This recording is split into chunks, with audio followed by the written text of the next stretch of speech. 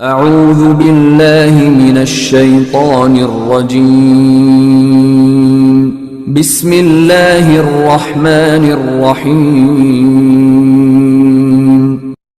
وأوحينا إلى موسى وأخيه أن تبوأ لقومكما بمصر بيوتا وجعلوا بيوتكم قبلة وأقيموا الصلاة وبشر المؤمنين.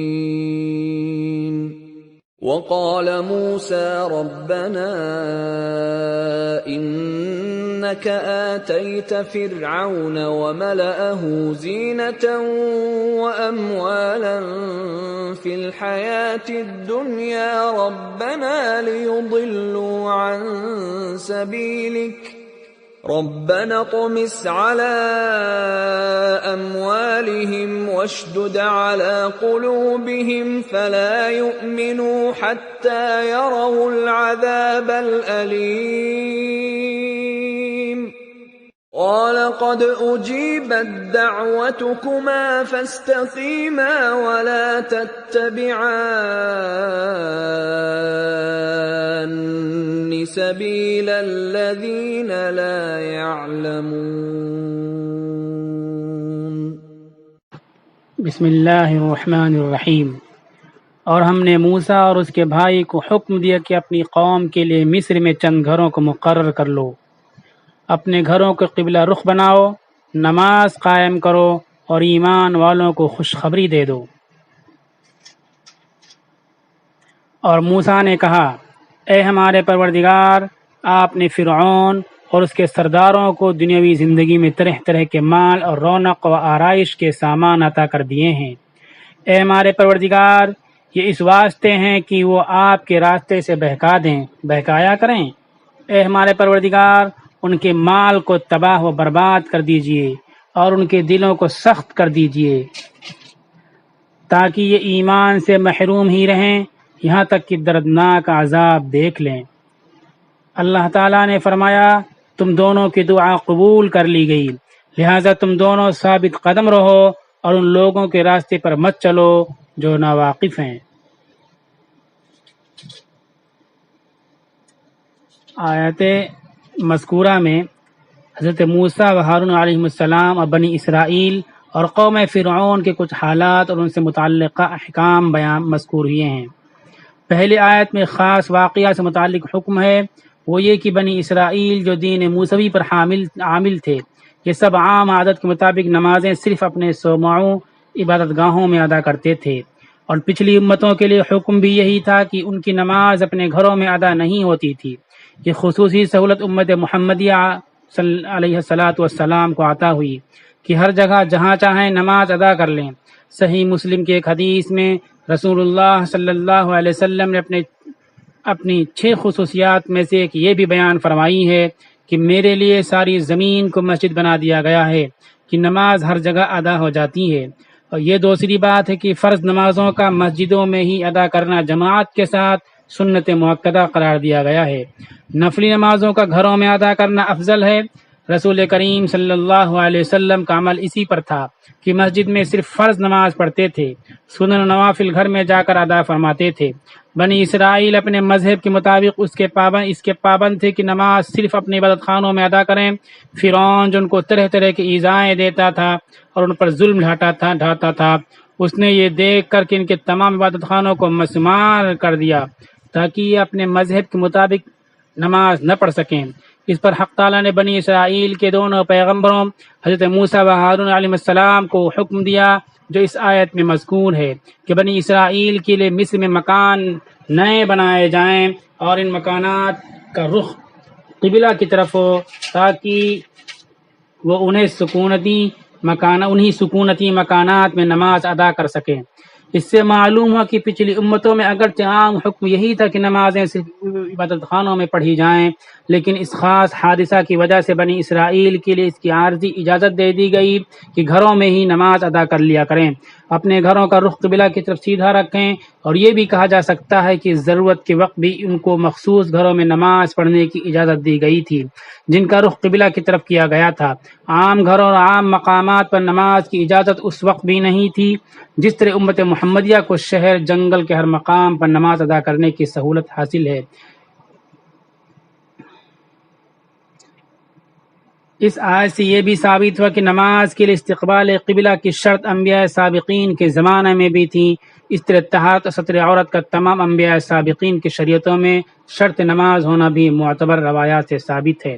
گھروں کو قبلہ رخ بنانے کا مقصد ہی یہ تھا کہ ان میں نمازیں ادا کی جائیں، اس لیے کہ اس کے بعد اقیم الصلاۃ کا حکم دے کر یہ ہدایت کر دی گئی کہ اگر فرعون عبادت گاہوں میں نماز ادا کرنے سے روکتا ہے تو اس سے نماز ساقط نہیں ہوتی، اپنے گھروں میں ادا کرو۔ آخری آیت میں حضرت موسیٰ علیہ السلام کو خطاب کر کے حکم دیا گیا کہ مومنین کو آپ خوشخبری سنا دیں کہ ان کا مقصود پورا ہوگا، دشمن پر ان کو غلبہ حاصل ہوگا اور آخرت میں جنت ملے گی۔ آیت کے شروع میں حضرت موسیٰ و ہارون علیہ السلام کو بصیغہ تثنیہ خطاب کیا گیا کیونکہ مکانات قبلہ رخ کر کے انہیں نماز پڑھنے کی اجازت انہی کا کام تھا۔ اس کے بعد جمع کے صیغے کے ساتھ سب بنی اسرائیل کو شامل کر کے اقامت نماز کا حکم دیا گیا کیونکہ اس حکم میں پیغمبر اور امت سب داخل ہیں۔ آخر میں بشارت دینے کا حکم خاص موسیٰ علیہ السلام کو دیا گیا کیونکہ اصل صاحب شریعت نبی آپ ہی تھے۔ بشارت جنت دینے کا آپ ہی کو حق ہے۔ یہ معرف القرآن۔ اب اس کے بعد دوسری آیت جو تلاوت کی 88۔ حضرت موسیٰ علیہ السلام نے حضرت ہارون علیہ السلام کی رفاقت میں پہلے تو فرعون اور اس کی قوم کو ہدایت کی طرف لانے کی بھرپور کوشش فرمائی، یہاں تک کہ حضرت موسیٰ علیہ السلام کو اللہ تعالیٰ نے جو واضح مادی معجزات عطا فرمائے ان کو بھی فرعون اور اس کی قوم نے دیکھ لیا، اس کے باوجود خود بھی ایمان نہیں لائے اور دوسروں کو بھی ایمان لانے سے روکتے رہے۔ جب کسی قوم کے بارے میں یقین ہو جائے کہ ایمان لانے والے نہیں ہیں تو ان کے لیے بد دعا کرنے کی گنجائش ہے، جیسا کہ حضرت نوح علیہ السلام نے بد دعا فرمائی تھی کہ روئے ارض پر کافروں کا کوئی گھر باقی نہ رہے، رب لا تذر علی الارض من الکافرین دیارا۔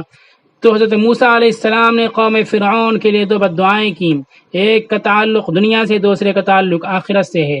پہلی بد دعا یہ ہے کہ ان کے مال کو تباہ برباد کر دیجیے، اس کا تعلق دنیا کے عذاب سے ہے، چنانچہ ان کی معیشت تباہ ہو گئی، یہاں تک کہ حضرت عبداللہ ابن عباس اور بعض دیگر مفسرین کی روایت کے مطابق ان کا سونا، چاندی، درہم، دینار سب پتھر بنا دیے گئے۔ دوسری بد دعا یہ ہے کہ ان کے دل سخت ہو جائیں یا ایمان سے محروم ہی رہیں، یہاں تک کہ ان پر دنیا اور آخرت میں اللہ تعالیٰ کا عذاب نازل ہو۔ حضرت موسیٰ علیہ السلام کی بد دعا اس بات کا پورا اندازہ کر لینے کے بعد سامنے آئی کہ یہ لوگ ایمان نہیں لائیں گے، بلکہ ایمان نہ لانے کے سبب ان پر جو عذاب آتا آپ نے اسی کی دعا کی تھی، اور ایسا ہوتا ہے کہ سبب کا ذکر کیا جاتا ہے اور مقصود وہ چیز ہوتی ہے جو سبب کے ذریعہ وجود میں آئے۔ چنانچہ فرعون اور اس کی قوم پر عذاب اس طرح آیا کہ یہ سب کے سب سمندر میں غرق کر دیے گئے۔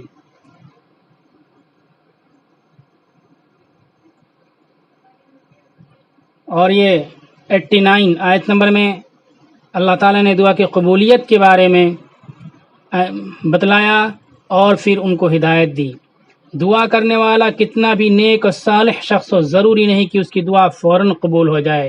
چنانچہ مفسرین کی روایت کے مطابق حضرت موسیٰ علیہ السلام کی اس دعا کا اثر 40 سال کے بعد ظاہر ہوا، اور جب یہ سب سمندر میں غرق کیے گئے، اس لیے حضرت موسیٰ و ہارون کو تلقین کی گئی کہ دعا تو قبول کر لی گئی، لیکن اس کا نتیجہ ظاہر ہونے کا انتظار کریں، جب تک دعوت دین کا فریضہ انجام دیتے رہیں، عجلت سے کام نہ لیں۔ یہ ان لوگوں کا طریقہ ہے جو دعا کے سلسلے میں اللہ تعالیٰ کی سنت سے واقف نہیں ہیں، جو جلدی مچاتے ہیں۔ اگرچہ دعا کے کلمات حضرت موسیٰ علیہ السلام نے کہے تھے، لیکن حضرت ہارون علیہ السلام بھی اس پر آمین کہتے جاتے تھے، جیسا کہ حضرت عبداللہ بن عباس رضی اللہ تعالیٰ عنہ کی روایت ہے۔ اس لیے اللہ تعالیٰ کا ارشاد ہوا کہ تم دونوں کی دعا قبول کر لی گئی۔ معلوم ہو کہ دعا پر آمین کہنا بھی دعا کرنا ہے۔ دعا کا ادب قرآن مجید میں بتلایا گیا کہ پست آواز میں کی جائے۔ ان 3 آیتوں میں میں سے پہلی آیت میں اللہ تعالیٰ نے خاص حالات میں مسجدوں کے بجائے گھروں کو جائے نماز بنانے کا حکم فرمایا ہے۔ قبلہ کا لفظ آیا۔ قبلہ کا ایک معنی ہوتا ہے سینٹر، مرکز، کیندر۔ وہاں نمازیں بھی پڑھی جائیں گی، عبادتیں بھی کی جائیں گی، اور قوم کی تشکیل اور تربیت کے لیے گھروں کو مرکز کے طور پر استعمال کیا جائے گا۔ یہ حکم بھی اس آیت سے نکلتا ہے۔ یہاں سے نکلتا ہوم بیسڈ ایجوکیشن سسٹم۔ اس وقت جو لاک ڈاؤن چل رہا ہے، اس لاک ڈاؤن کے پیچھے دو تھنکنگ کام کر رہے ہیں۔ ہمارے ملک میں اسلام آنے سے پہلے، مہاتما گوتم بدھ سے پہلے، مہاویر جین سے پہلے حالات یہ تھے کہ چند لوگ تعلیم حاصل کر سکتے تھے، دوسری قومیں، دوسرے افراد تعلیم نہیں حاصل کر سکتے تھے۔ علم کی بات کان میں پڑ جائے تو ان کے کانوں میں سیسا ڈال دیا جاتا تھا۔ اگر زبان سے علم کی بات پر بول دیں تو ان کی زبانیں کاٹ بھی جاتی تھیں۔ اتنی سخت سزاؤں کا نظام تھا، تعلیم کا ماحول نہیں تھا۔ آج کے اس دور میں اسی تصور، اسی سسٹم، اسی نظام کے تحت تعلیم پر آکرمن ہو رہا ہے اور تعلیم سے لوگوں کو محروم رکھنے کی کوششیں ہو رہی ہیں۔ دوسرا نظام، دوسرا سسٹم دجالی ایلومیناٹی سسٹم کام کر رہا ہے کہ لوگوں کو مال سے، معاش سے، کسب سے، عزت آبرو، زندگی سے، کپڑے سے، خوراک سے، سب چیزوں سے محروم کر دیا جائے۔ 85% لوگوں کو غریب بنا دیا جائے۔ دو نظام کام کر رہے ہیں۔ ان دو نظاموں کے تحت کووڈ-19 کو بطور سیڑھی استعمال کیا جا رہا ہے، لوگوں کو تعلیم سے دور کرنے کے لیے اور روزگار سے محروم کرنے کے لیے۔ ایسی صورت میں سب سے بڑی ذمہ داری مسلمانوں کی ہے، کیونکہ جب اس ملک میں پہلے ایسے حالات تھے کہ لوگوں کو تعلیم حاصل کرنے سے محروم کیا گیا، تو اس نظام، اس انیائے، اس سسٹم کو سب سے طاقت کے ساتھ اگر کسی نے توڑا ہے تو اسلام ہے۔ اسلام سے پہلے گوتم بدھ نے اس سسٹم کو توڑا تھا، مہاویر جین نے توڑا تھا، لیکن بعد میں وہ تحریکیں ہائی جیک ہو گئیں اور خود وہ اسی تحریک اور اسی چیز کے داعی بن گئیں جس کے خلاف تحریکیں اٹھی تھیں۔ لیکن اسلام اپنی حالت پر باقی رہا اور عام انصاف، عام لوگوں کی تعلیم و تربیت، عام لوگوں کے روزگار اور ان کی معاش اور ان کی ضروریات کے لیے دعوتیں لوگوں کو دیتا رہا۔ اس لیے اس وقت دونوں نظاموں سے سب سے زیادہ نشانہ اسلام بنایا گیا ہے۔ موجودہ حالات میں سب سے زیادہ مسجدوں پر نظر رکھی جاتی ہے، مسلمانوں پر نظر رکھی جاتی ہے۔ وہی جرائم دوسرے لوگ بڑی تعداد میں کرتے ہیں اور بڑے اعلان کے انداز میں کرتے ہیں، لیکن ان پر کوئی کارروائی بہت مشکل سے ہوتی ہے۔ مسلمان ناکردہ جرم کی سزائیں برداشت کر رہے ہیں۔ اس کی وجہ یہ ہے کہ انہوں نے انصاف، امن، تعلیم، روزگار، عزت، مساوات کے لیے اتنے طاقتور انداز میں نظام و سسٹم و تصور پیش کیا ہے کہ اس کا توڑ نا انصافی کے حامیوں کے پاس نہیں ہے، اس لیے نشانے پر ہیں۔ اگر نشانے پر ہیں تو مسلمانوں کو مایوس نہیں ہونا چاہیے۔ ان حالات سے بھی نکلنے اور ابھرنے کا نظام و سسٹم موجود ہے۔ وہ نظام و سسٹم کیا ہے؟ Home based education system. اس آیت میں ہوم بیسڈ ایجوکیشن سسٹم بتلایا جا رہا ہے کہ آپ کے اسکولز بند ہیں، آپ کے پنچایتی ادارے بند ہیں، تو آپ اپنے گھروں میں تعلیمی نظام قائم کرو۔ 300 سال تک، دور نبوت کے بعد 300 سال تک مسلمانوں کے پاس اسکول، کالج اور یونیورسٹیز نہیں تھیں، لیکن ان 300 سالوں میں گھروں کے اندر، گھروں کی ڈیوڑیوں پر رہ کر کے جو تعلیمی خدمات مسلمانوں نے انجام دیا، پوری دنیا میں انقلاب برپا کر دیا۔ اس لیے موجودہ حالات میں مایوس ہونے کے بجائے مسلمانوں کو اپنے گھروں میں تعلیمی، تربیتی، دعوتی نظام کو کھڑا کرنا ضروری ہے۔ جن حالات سے بنی اسرائیل اس وقت گزر رہے تھے، انہی حالات سے آج مسلمان گزر رہے ہیں، اور جن باتوں پر عمل کر کے بنی اسرائیل کو عزت و افتخار حاصل ہوئی، اسی طرح سے مسلمانوں کو بھی انہی باتوں پر عمل کر کے سرخروئی سربلندی حاصل ہوگی۔ بعد والی آیت میں انسانوں کی گمراہی اور ضلالت کے اسباب میں یہ بات بتلائی گئی کہ حکمرانوں کی مس گائیڈنگ، غلط رہنمائی، غلط رہنماؤں کی غلط رہنمائی اور مال و دولت کی فراوانی کی وجہ سے انسان گمراہ ہوتے ہیں اور دین سے دور کیے جاتے ہیں، اندھ بھکتی کا شکار ہو جاتے ہیں۔ اس سلسلے میں بد دعائیں کی ہیں تو وہاں وضاحت کی گئی کہ دعوت پوری طرح دینے کے بعد یقین ہو جائے کہ اس کو ہدایت نہیں ملے گی تو ہی بد دعا کرنا چاہیے۔ ہم دعوت پوری طرح نہیں دے رہے ہیں، دعوت میں کوتاہی کر رہے ہیں، اس لیے ہمیں بد دعا نہیں کرنا چاہیے، بلکہ جتنی ہمیں بد دعا کی فکر ہوتی ہے اس سے لاکھوں گنا زیادہ ہم کو لوگوں کی ہدایت اور رہنمائی کی فکر ہونی چاہیے اور تبلیغ اور دعوت کی فکر ہونی چاہیے۔ بد دعا ان کی قبول ہوئی، اللہ تعالیٰ نے قبول فرمائی، لیکن فوراً اس کے اثرات ظاہر نہیں ہوئے۔ ہدایت دی گئی تم جمے رہو، دعوت کا کام کرتے رہو۔ 40 سال کے بعد فرعون دریا میں ڈوبا اس بد دعا کے نتیجے میں۔ تو ہم دعائیں کرتے ہیں فوراً مایوس ہو جاتے ہیں۔